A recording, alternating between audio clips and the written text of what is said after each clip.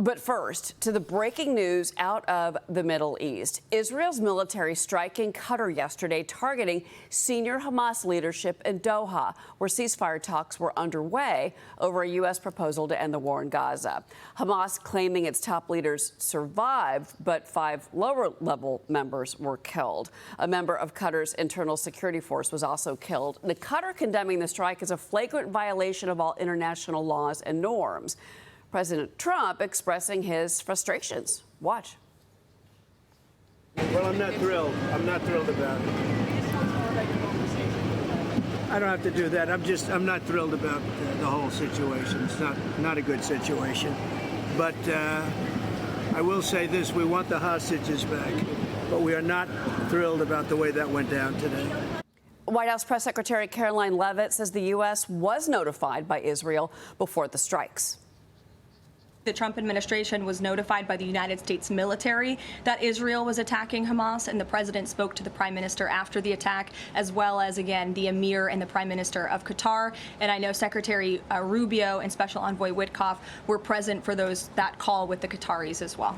The president emphasizing on Truth Social that this was a unilateral decision by Israel to bomb Qatar, saying it, quote, does not advance Israel or America's goals, going on to say eliminating Hamas, who has profited off the misery of those living in Gaza, is a worthy goal. The president also says he feels very badly about the location of the attack, again calling for the end of the war, saying, quote, I believe this unfortunate incident could serve as an opportunity for peace. Joining me now, former CIA station chief who served in Moscow, Iraq and Pakistan, and Fox News contributor Daniel Hoffman. Dan, good morning. And, you know, some are calling the U.S. relationship with Qatar one of convenience. So how does the U.S. handle this attack by the Israelis? Well, I think this presents an extraordinary diplomatic challenge for Secretary Rubio. Look, Qatar has long hosted Hamas political leadership, and Hamas flaunted the sanctuary that Doha has given them by meeting with Iran's foreign minister just a few days ago. But this Israeli strike really crossed a line. First, it was not successful. They did not kill the senior Hamas leadership gathering in Qatar. And moreover, they did kill, as you noted, a Qatari security official. For now, it looks like these ceasefire negotiations are over. I think the hostage negotiations are probably over. It's a tactical failure for Israel and potentially a strategic benefit to Hamas. Hamas is going to lose every battle in Gaza. But what they want to do is win the propaganda war. They want to ensure that that the Gulf states no longer support the Abraham Accords, that the Abraham Accords have no chance to expand between Israel and Saudi Arabia. And with a strike like this, that's precisely the risk that Israel is running. Well, at the same time, you know, some would point out that maybe that the Israelis were justified in this strike. And, you know, there's actually a New York Post piece this morning. It's an op-ed. And one of the things that's written here by Greg Roman is that this shatters the illusion that masterminds of mass murder can recline in five-star safety and call it diplomacy. I mean, these are the masterminds who have been living in luxury suites in Doha for over 2 years. I think that's true. I think we just have to calculate the risk and the gain of this sort of an operation. The fight is in Gaza. Israel has decimated Hamas's leadership in Gaza, their battlefield commanders.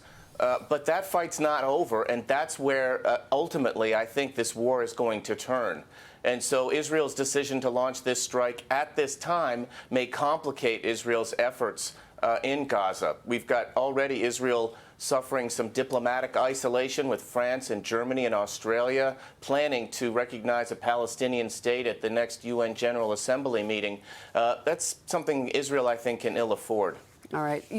We've had some breaking news in Europe I want to ask you about, Dan, because overnight Poland reported that Russian drones entered its airspace and were shot down with help from NATO allies. Now, this happened during a wave of strikes from the Kremlin into Ukraine. Now, Poland describes this incident as an act of aggression.